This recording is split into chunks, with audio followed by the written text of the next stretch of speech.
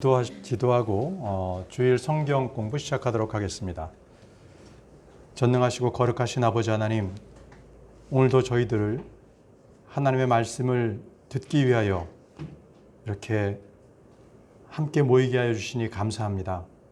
주께서 저희들이 하나님의 말씀을 들을 수 있도록 이렇게 딱딱한 마음, 굳어진 마음들을 주님께서 부드럽게 해주시고, 또 우리의 마음들이 하나님의 말씀을 잘 받을 수 있도록 또 지혜와 계시의 영으로 함께 해주시기를 원합니다.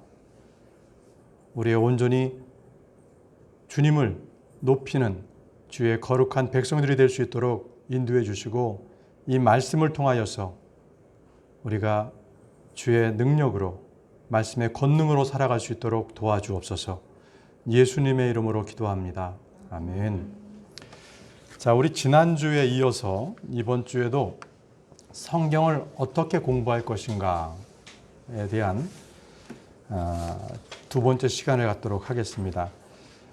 지난주에 저희가 성경을 공부하는 목적에 대해서 쭉 나눴고요. 저희 여러분들께 드린 유인물 두 번째 페이지에 우리가 성경을 공부하는 목적, 이것은 답을 얻기 위함이다 라고 말씀을 드렸습니다. 답을 얻기 위함이다. 그래서 잠언 15장 28절 말씀을 통해 의로운 자의 마음은 대답을 하려고 연구하거니와 사악한 자의 입은 악한 것들을 쏟아내느니라. 이렇게 이 말씀을 통하여서 우리는 답을 얻기 위해서 성경을 공부한다, 이 부분을 배웠습니다. 그리고 성경을 공부하는 목적이 내가 답을 얻고 내가 답을 줄 수 있어야 한다라는 것입니다. 우리의 죄와 죽음, 그리고 인생의 모든 문제에 답을 얻기 위함이다. 답을 얻기 위함이다. 여기까지가 우리가 지난주에 공부했던 내용이 되겠습니다. 자, 오늘은 베드로전서 3장 15장 말씀을 시작으로 말씀을 보도록 하겠습니다. 베드로전서 3장 15절 말씀입니다. 베드로전서 3장 15절 말씀 제가 읽겠습니다. 오직 너희 마음속에 주 하나님을 거룩히 구별하고 너희에게 너희 속에 있는 소망의 이유를 묻는 모든 사람에게 온유함과 두려움으로 대답할 것을 항상 예비하며, 이렇게 됐습니다.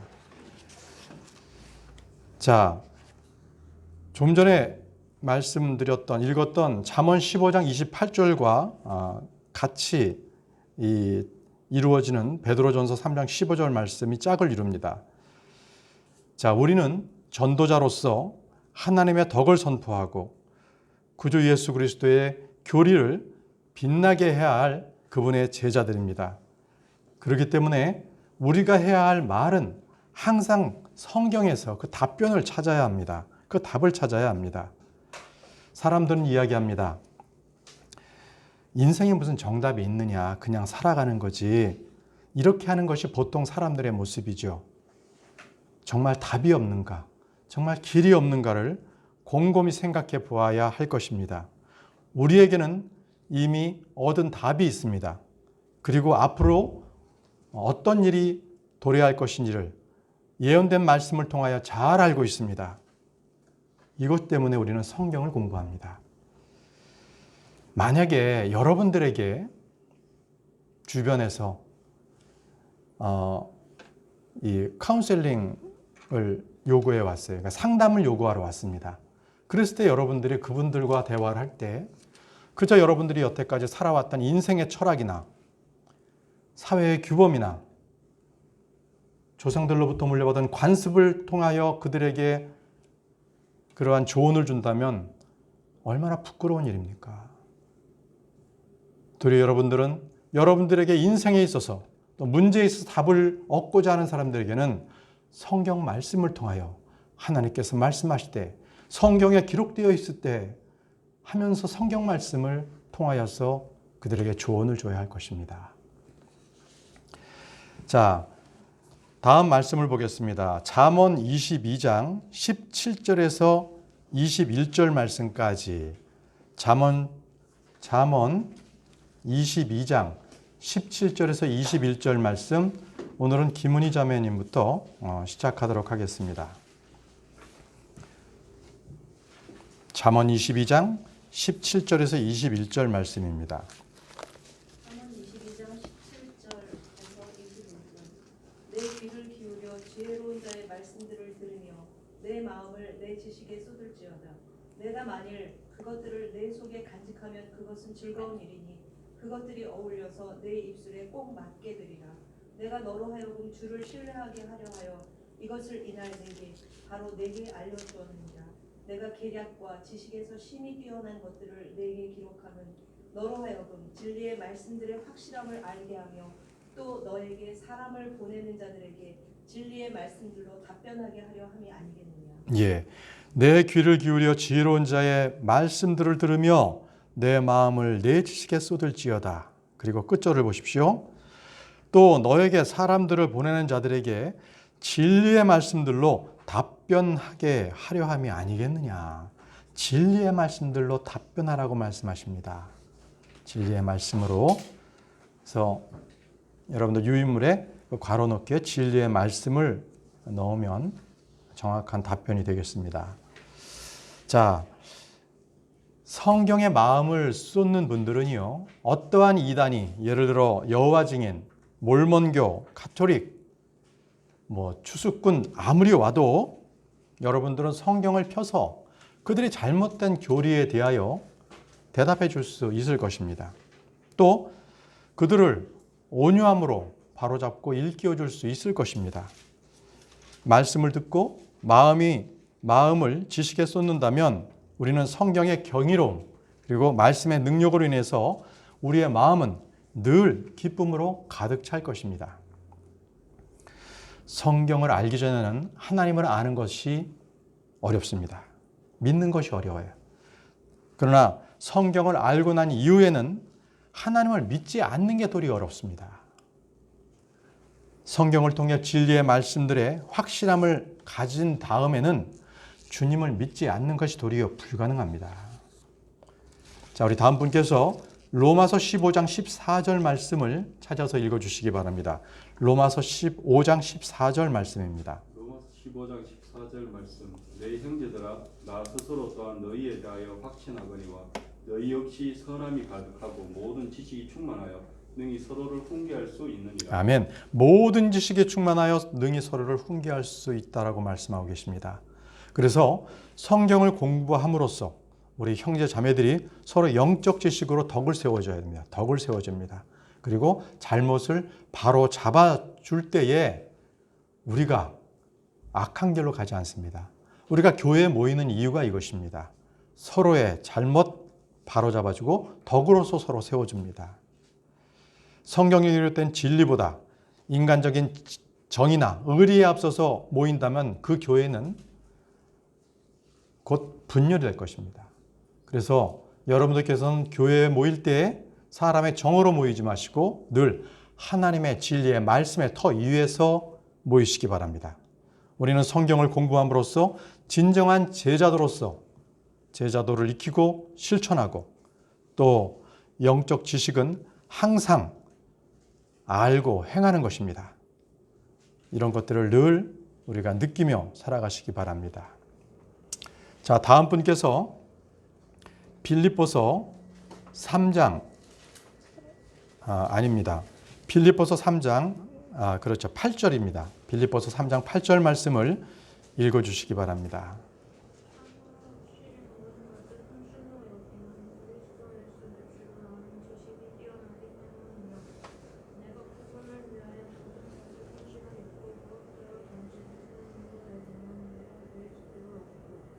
아멘. 예.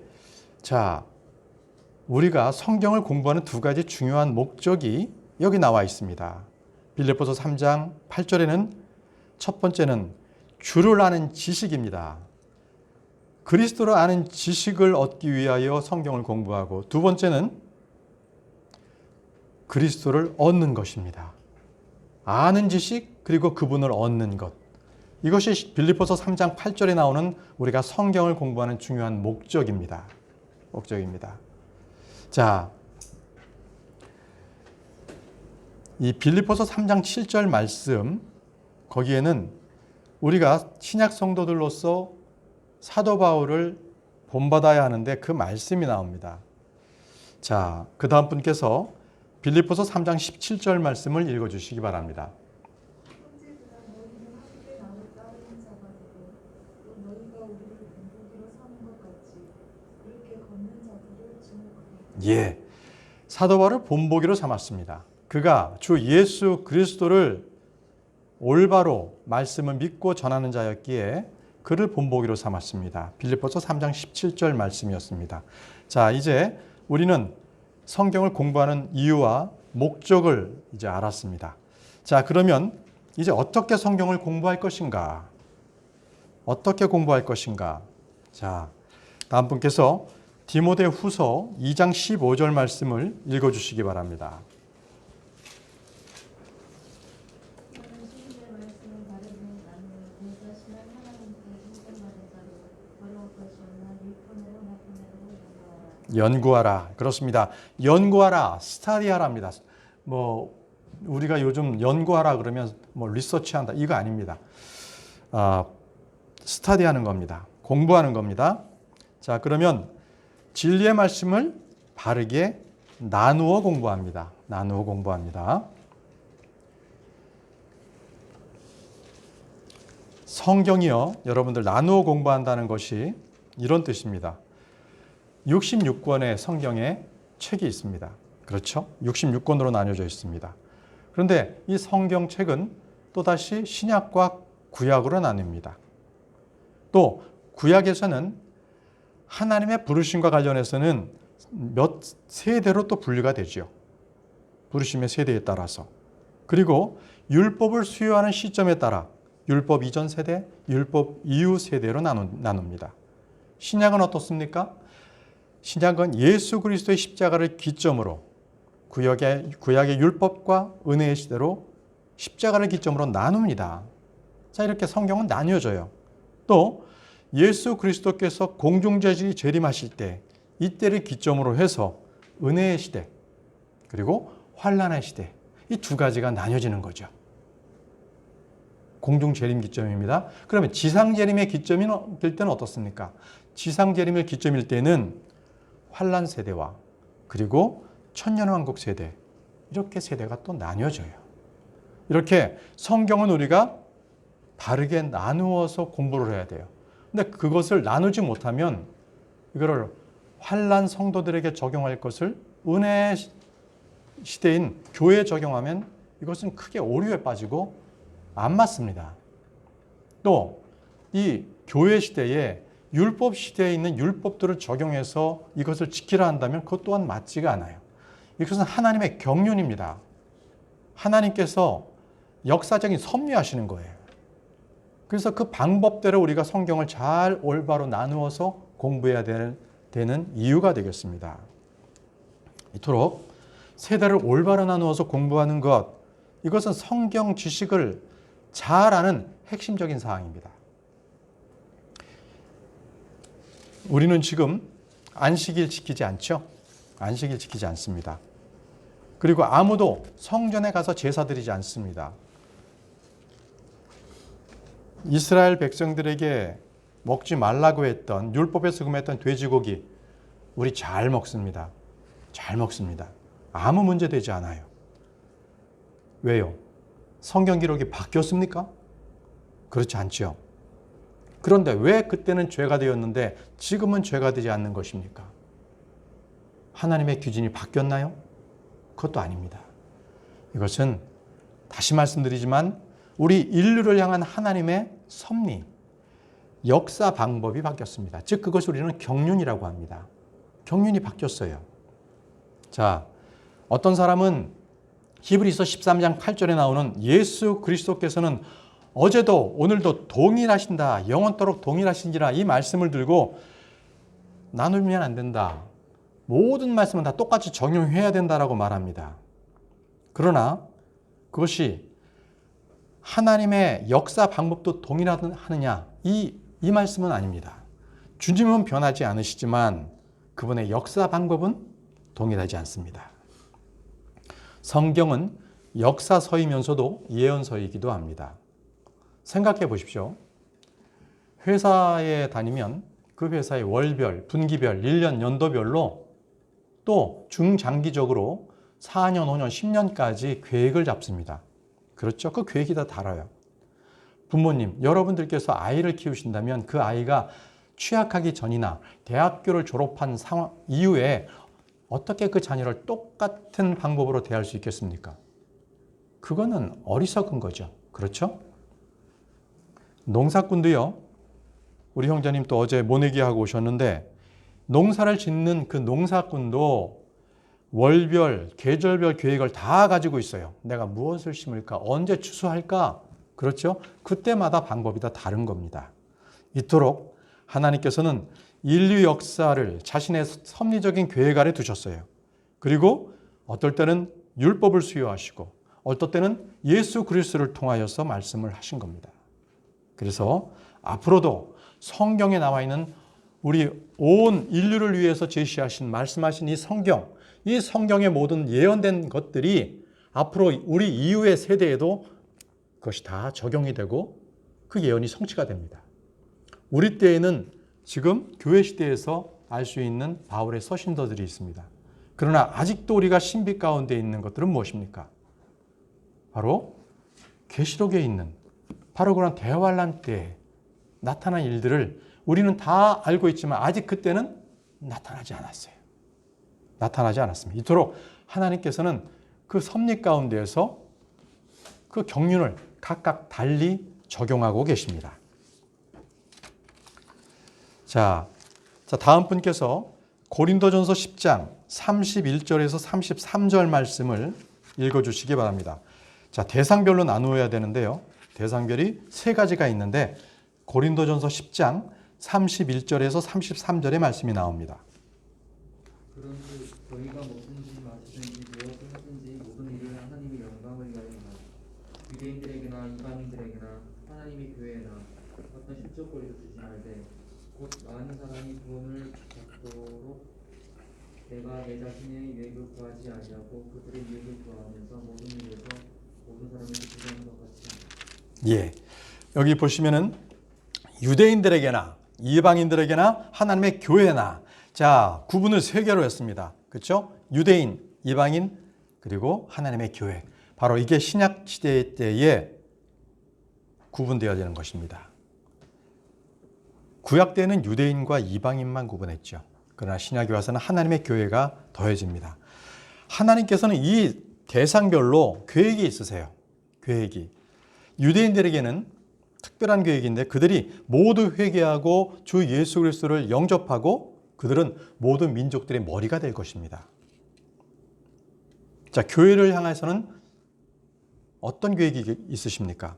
그분께서는 이 땅에서 하나님의 크신 긍휼과 오래 참으심과 그리고 사랑의 풍성함을 오는 세대에게 보여주고 장차 교회는 예수 그리스도의 신부가 되게 하는 것입니다. 신부가 됩니다. 이방인들에게는요, 그들이 모두 묶여서 심판을 받습니다. 이제 천년 왕국 이전에 그 환란 중에 유대인들을 어떻게 대해 주었느냐라는 기준에 따라서 양민족, 염소민족으로 구분해서 심판하실 것입니다. 이러한 유대인들에게 주신 말씀을 교회에 적용하면 큰 혼란을 겪습니다. 그래서 분명히 잘 나누어야 합니다. 그렇다고 이 교회가 이 유대인이다 이렇게 불려서는 안 됩니다. 그것은 결코 그렇게 불려서는 안 되는 것입니다. 우리는 이 성경 공부를 함으로 해서 이러한 무지로 빠질 수 있는 것들을 잘 분별해서 나누어서 우리가 알아야 할 것입니다. 자, 여러분 생각해 보세요. 이제 말씀을 통하여 유대인들과 그리고 교회에 주시는 그런 침례의 방식이 다릅니다. 달라요. 한번 볼까요? 사도행전 2장 28절 말씀. 자, 다음 분께서 사도행전 2장 28절 말씀을 유인물에는 없습니다. 사도행전 2장 28절 말씀을 찾아서 읽어 주십시오.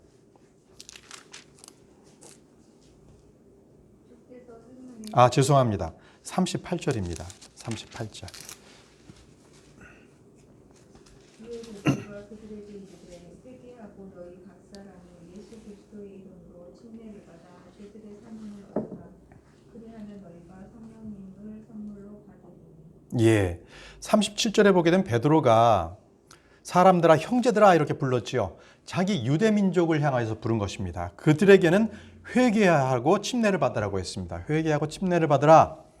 자, 이제는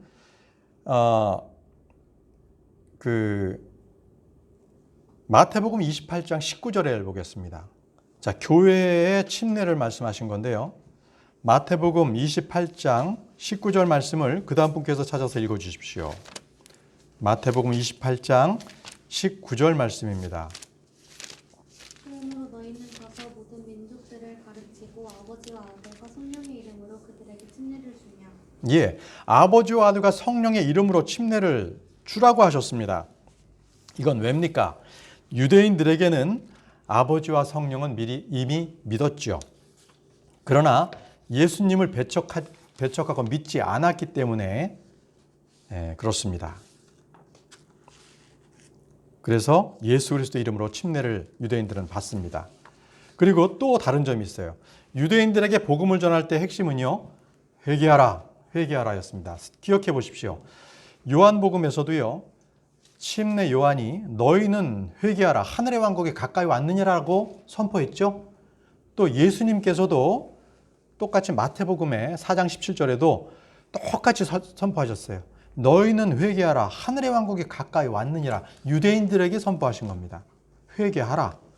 그런데요, 이 동일한 하나님에 대한 말씀을 전할 때에 이방인들에겐 달랐습니다. 여러분들, 열이라는 숫자는요, 10, 이거는 이방인의 숫자입니다. 근데 성경에 기록되면서 참 놀랍습니다. 이방인들에게 첫 번째로 복음을 전해진 예가 바로 사도행전 10장이 나옵니다. 한번 보겠습니다. 사도행전 10장. 사도행전 10장 43절 말씀인데요. 다음 분께서 찾아서 읽어주시기 바랍니다. 사도행전 10장 43절은 베드로가 백부장 고넬료에게 복음을 전하는 말씀입니다. 43절. 사도행전 10장 43절.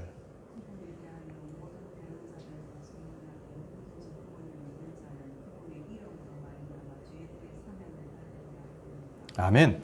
보십시오. 여기는 누구든지 그분을 믿는 자는 믿으라는 것입니다. 이방인들에게는 회개하라가 아니라 믿으라고 일단 복음을 전한 것을 볼 수 있습니다. 이는 이방인들은 돌이킬 것이 없습니다. 이방인들이 회개할 것이 있다면 그들의 삶의 방식에 대하여 회개해야 합니다. 그러나 유대인들에게 회개하라고 한 것처럼 이방인들에게는 회개하라고 얘기하지 않고 먼저 믿으라, 예수님을 믿으라고 복음을 전했던 것입니다. 이렇게 좀 유대인과 이방인들에게 유대인과 그리고 그렇죠, 이방인들에게 복음을 전하는 말씀이 달랐습니다. 자, 유대인들에게는 이제 팔레스타인을 중심으로 약속의 땅이 주어졌죠. 그들은 그곳에서 지상 메시아 왕국을 이제 세울 거예요. 교회에는요, 왕국에 대한 약속이 없어요. 대신 하나님의 왕국, 영적 왕국이 주어졌죠. 유대인들에겐 성전이 있습니다. 그러나 교회에는 만찬이 있습니다. 이외에도 유대인과 교회에는 엄청난 다른 차이점들이 많이 있습니다. 그래서 우리는 대상별로 올바로 나누어서 공부할 필요가 있는 것입니다. 아시겠죠? 자, 다음은 유임을 보시면 말씀의 성격에 따라서 대상을 나누는데요. 사실, 그리고 약속, 명령, 교훈으로 나눌 수 있어요. 한 가지 지식을 보내서 첫 번째가 사실입니다. 사실. 성경은 역사적 사실, 예언적 사실로 되어 있습니다. 이거는 우리의 이해의 영역과는 상관이 없습니다. 모두 다 사실이에요. 창세기 1장 1절 역사적 사실입니다. 노아의 홍수 역시 역사적인 사실이에요. 창세기 6장에 천사들이 사람들과 사람의 딸들과 결혼하지요. 그리고 거기서 거인 족속들이 태어나지요. 사실입니다. 이것은 사람이 믿든 믿지 않던 불변의 이것은 사실인 것입니다. 구약은 불신자들과 신자들 모두에게 그 내용에 대하여 사실정에 대해서 비평받거나 공격을 받고 있습니다. 그러나 사람이 그 누가 무엇이라고 해도 사실은 변치 않습니다. 여러분들과 제가 하나님의 자녀라는 것, 이건 역시 사실입니다. 우리가 빛의 자녀라는 것 역시 이것은 불변합니다. 성경에는 구원받은 그리스도인들에 대한 놀라운 사실들이 많이 기록되어 있습니다. 그래서 우리는 그것을 찾아서 공부하기만 하면 영적 풍요함을 우리는 누릴 수 있습니다. 자, 두 번째는 약속입니다. 약속. 말씀의 성격에 따라서 사실 그리고 약속으로 나눠져 있습니다. 약속. 무엇 하라 그리하면 이런 문장들을 볼 수 있죠. 주님은 이토록 약속과 더불어 주시는 분이세요.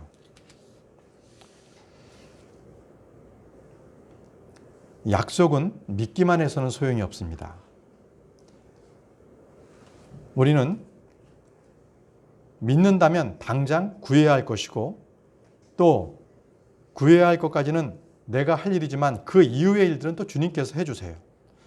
성경에 성도들에게 약속한 말씀이 860여 가지가 있습니다. 주님께서 내게 주신 약속들을 찾아서 공부해야 할 필요가 있습니다. 그리고 그 약속에 따라서 우리는 믿음으로 순종해야 합니다.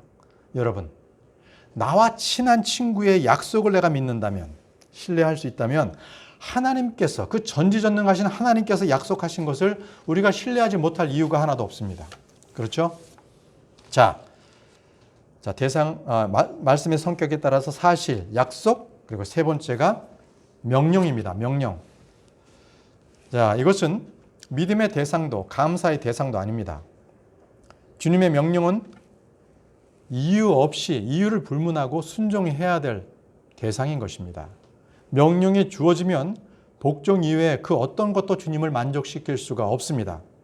여기에는 여러 가지 이유를 대거나 핑계거리를 붙일 필요도 없습니다. 여러분, 아브라함 보십시오. 아브라함이 이삭을 제물로 바치라는 그 명령을 받았을 때 어떻게 했습니까? 그가 며칠 금식해보고 생각해보겠습니다 했습니까? 아니면 다른 것으로 대체해서 할 수는 없습니까? 라고 주님과 함께 이렇게 네고시에이션을 했나, 이렇게 타협했나요? 안 했잖아요. 명령은 시험합니다. 바뀔 수 없습니다. 그러기에 여러분들은 명령 가운데에서 그것을 못 들은 척 이렇게 해서는 안 됩니다. 우리는 명령을 받았을 땐 무조건 복종해야 합니다. 그리고 마지막은 교훈입니다. 교훈. 성경은 어느 구절이라도 우리에게 영적 교훈을 줍니다. 제가 어느 근본주의라고 자처하는 교회의 목사님께서 말씀하실 때 성경 말씀에 우리에게 필요한 말씀만 뜯어서 그것을 믿으면 된다라는 그러한 말씀을 드린 적이 있는데 그것은 크게 잘못된 것입니다. 성경을 잘못 알고 있는 거예요. 모든 것이 우리의 배움을 위하여 기록되어 있는 것입니다. 그것이 세대에 대한 책이든 구약의 율법이든 그 어떤 것도. 자, 다음 분께서 로마서 15장 4절 말씀을 찾아서 읽어주시기 바랍니다. 로마서 15장 4절 말씀입니다. 로마서 15장 4절 무엇이든지 전에 기록된 것은 우리의 배움을 위하여 기록되었으니 이것은 우리가 성경 기록들이 주는 인내와 위로를 통해 소망을 가지게 하려 합니다. 그렇습니다. 무엇이든지 전에 기록된 것은 우리의 배움을 위해 기록되었습니다. 그래서 성막은 나와 관계없는 얘기가 아니지만 분명한 영적 교훈을 얻을 수 있습니다. 구약의 각종 제사, 명절 이런 것들은 우리와 상관이 없나요? 그렇지 않습니다. 그것은 우리의 배움을 위하여 기록되어 있습니다. 삼손의 이야기, 에스더, 고라의 반역 등은 그건 이야기거리가 아니라 우리에게 교훈을 주기 위함입니다. 우리의 훈육의 소재가 되고 있습니다. 바울은 고린도 성도들을 가르칠 때 실제로 구약 말씀을 인용해서 가르친 것을 볼 수 있습니다. 자, 그 다음 분께서 고린도전서 10장 6절에서 11절 말씀 읽어주시기 바랍니다. 고린도전서 10장 6절에서 11절 말씀입니다. 고린도전서 10장 6절에서 7절 말씀. 11절 말씀. 6절에서 11절 말씀. 이제 이런 일들이 우리의 본보기가 되었으니 이것은 그들이 탐한 것 같이 우리도 악한 것들을 탐하지 아니하게 하려 함이라. 그들 중에 어떤 자들과 같이 너희는 우상 숭배자가 되지 말라. 이것은 기록된 바 백성이 앉아서 먹고 마시며 일어나서 뛰놀더라 함과 같으니라. 그들 중에 어떤 자들이 음행하다가 하루에 2만 3천 명이 쓰러졌으니 우리는 그들과 같이 음행하지 말자. 또한 그들 중에 어떤 자들이 그리스도를 시험하다가 뱀들에게 멸망을 당하였으니 우리는 그들과 같이 시험하지 말자. 또한 그들 중에 어떤 자들이 불평하다가 파멸시키는 자에게 멸망을 당하였으니 너희는 그들과 같이 불평하지 말라. 이제 이 모든 일은 그들에게 본보기로 일어났으며 또 그것들은 세상의 끝을 만난 우리를 훈계하기 위해 기록되었느니라. 아멘. 보십시오. 구약을 들어서 이제 이런 일들이 우리의 본보기로 되었다고 했습니다. 본보기가 되었다. 자, 본보기가 됐던 말씀을 보십시오. 어떤 자들이 음행하다가 하루에 2만 3천 명이 쓰러졌다고 했습니다. 2만 3천 명 음행을 하다가. 이것은 어떤 얘기입니까?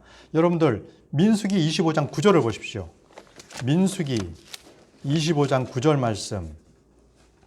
자, 다음 분께서 민수기 25장 9절 말씀을 읽어주시기 바랍니다. 민수기 25장 9절.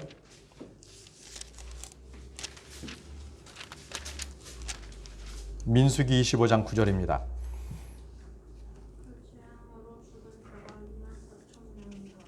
그렇습니다. 자, 민수기 25장 9절.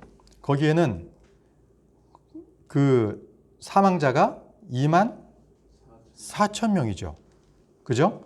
그런데 지금 우리가 읽었던 고린도전서 10장 말씀에는 2만 3천 명이에요. 그러죠? 1,000명의 차이가 나지 않습니까?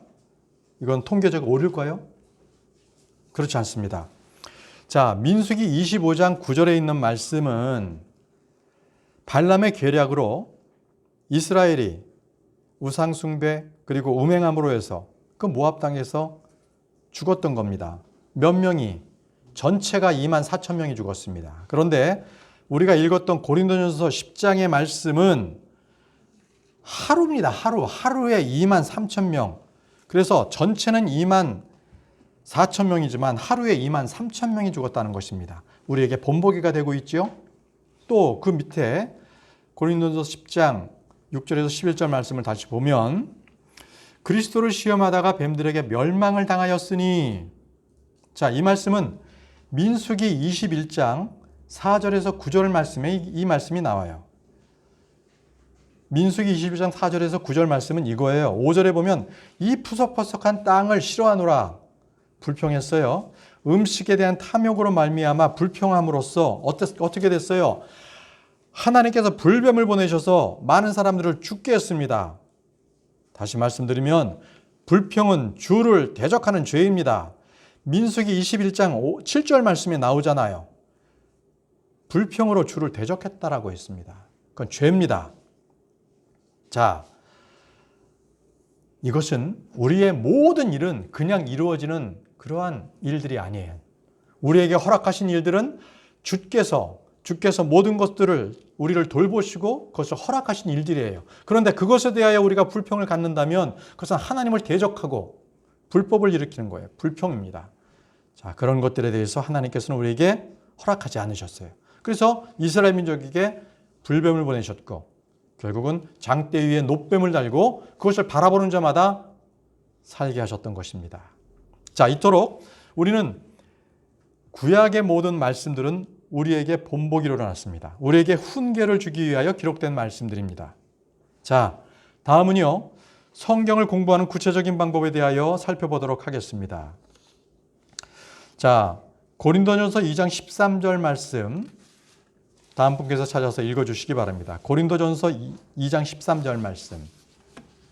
또한 우리가 그것들을 말하되 사람이 지혜가 가르치는 말로 네. 하지 아니하고 성령님께서 가르치시는 말과 같이 네, 성령님께서 가르치시는 말로 합니다. 성령님께서 가르치시는 말로 합니다. 그죠? 또 영적인 것은 영적으로 또 비교한다고 했지 않습니까? 자, 먼저 성령님께서 가르치시는 말, 이 부분은 창세기서부터 요한계시록까지에 기록된 모든 어휘를 말하고 있습니다. 사람들은요, 그 지혜가 잠재의식이다 이렇게 가르칩니다. 그러나 성령의 그 지혜는 죄의 법, 죄의 욕망이라고 가르칩니다. 사람의 지혜는 죄의 법이다, 죄의 욕망이다 이렇게 가르칩니다. 또 사람의 지혜는 성적 욕망이라고 가르치지만 성령의 지혜는 정욕이라고 가르칩니다. 닥터 지바고 옛날 영화인데 보셨죠?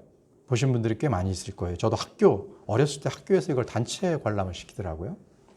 자, 닥터 지바고의 그 영화에 대하여 만약에 사람의 지혜로 만약에 말한다면 이렇게 답할 수 있을 거예요. 전쟁 가운데에서 그 전쟁의 시대 속에서도 눈꽃같이 꽃핀 수채화 같은 그 비극적인 사랑, 그 사랑 이야기 이렇게 아름답게 꾸며내는 것이 사람의 지혜입니다. 그러나 성령님께서 가르치신다면 그것은 분명하게 간통, 음행입니다. 이렇게 성경을 공부하는 사람은 성령님께서 주시는 지혜가 필요합니다. 여기에는 철학, 의학, 과학적인 용어 이런 것들이 전혀 필요하지 않습니다. 우리는 킹 제임스 성경을 용어로서 우리는 사용하고 가르치면 됩니다. 가르치면 됩니다. 자, 영적인 것은 영적으로 비교한다. 이것은 무엇입니까?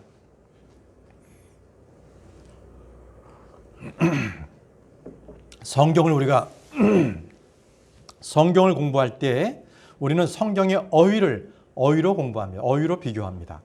여러분 그 스트롱 코드라고 들어보셨습니까? 스트롱 코드? 실제 스트롱 코드 사전이 있습니다.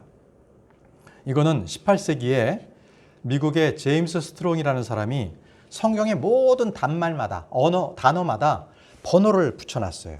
예를 들어서 생명 그러면 5315 이렇게, 그리고 그것을 히브리어, 그리스어 이렇게 구분시켜 놨죠. 뒤에 부록에는.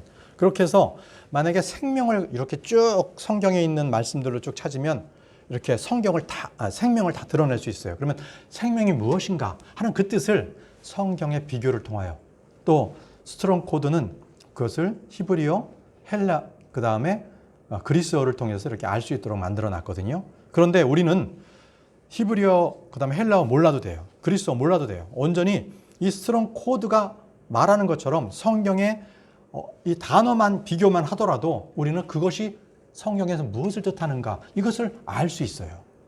알 수 있습니다. 예를 들어서요, 믿음이란 무엇인가 이것을 찾고 싶은 분들은 성경에서 믿음을 찾아보세요. 그러면 믿음의 두 가지가 나올 거예요. 어제 한 형제님이 저에게 질문했던 건데, 이 믿음은 faith가 있고 believe가 있는 겁니다. 믿음에는 두 가지가 있다. 이게 성경을 찾아보면 나와요. 그러면 faith는 뭔가? 그것은 하나님의 선물이고 성령의 열매이고 믿음의 저자이신 예수 그리스도, 믿음의 말씀으로 생성되는 것이라는 것을 알 수 있어요. 그게 faith예요. 반면에 believe, 믿는다는 건 뭡니까? 이것은 나의 의지를 사용해서 믿는다는 거예요. 이 둘이 같은 말 같지만 다릅니다. 누구든지 믿음의 말씀을 듣고 자신의 의지를 사용해서 믿을 때, believe 할 때 구원받습니다. 예, 이해되시죠? 자, 갈라디아 2장 20절 말씀에 믿음으로 산다는 것이 무엇인가 나와요. 믿음으로 산다는 것은 하나님의 아들의 믿음으로 산다는 거예요. 하나님의 아들의 믿음으로, 다시 말하면 예수 그리스도의 믿음으로 우리가 죽게 나갈 수 있는 것이지 나의 믿음으로 갈 수가 있는 것이 아니에요. 이토록 우리가 믿음이 무엇인가를 성경 어휘를 찾아서 보면 비교할 수가 있어요. 어떤 형제님은 주의 천사가 무엇인가? 이것에 대해서 구약부터 신약까지 계속 주의 천사를 찾았더니 정답이 나왔어요. 그것은 주의 천사는 예수 그리스도시다. 이렇게 결론이 나온 거예요.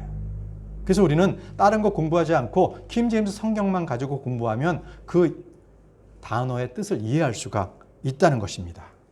그래서 우리는 비교해 보십시오. 그리고 차이점과 공통점을 나눠 보시고 그 내용을 계속적으로 반복할 때에 우리가 그런 노력을 할 때 우리는 잘 알 수가 있습니다. 이것을 성경에서는 공부한다는 것입니다. 스타디한다. 자, 이렇게 해서 오늘은 우리가 성경을 어떻게 공부할 것인가?